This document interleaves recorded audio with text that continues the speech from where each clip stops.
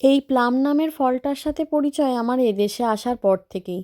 আমি খুব একটা এই ফলের ভক্ত নই, তবে আচার বা চাটনি যাই বলুন না কেন সেইটা তৈরি করে খেতে কিন্তু বেশ লাগে। পাঁচ ফোড়ন শুকনো লঙ্কা দিয়েই এই চাটনিটা তৈরি করেছি। এটা ওই ছোট ছোট করে কেটে নিয়ে বীজটা বাদ দিয়ে করলেও হতো, তবে আমার সেরকম একটা পছন্দ নয়। যেরকম ছোটবেলায় ওই কুলের আচার খেয়ে কুলের বীজটা বেশ লাস্টে মুখের মধ্যে থাকতো, এই প্লামের মধ্যেও একটা করে ছোট ছোট বীজ থাকে, সেগুলো লাস্টে মুখের মধ্যে পড়লে বেশ ভালো লাগে। এই যে এইগুলো তাই আর বাদ দিইনি, বীজগুলো এরমভাবেই রান্না করেছি। গ্যাস কমিয়ে নুন দিয়ে ঢাকা দিয়ে রাখলেই বেশ সুন্দর সেদ্ধ হয়ে যায়। আর এখানে চাটনিতে আমি চাইলে গুঁড়ো ব্যবহার করতে পারতাম, তবে আমি চিনিই ব্যবহার করেছি।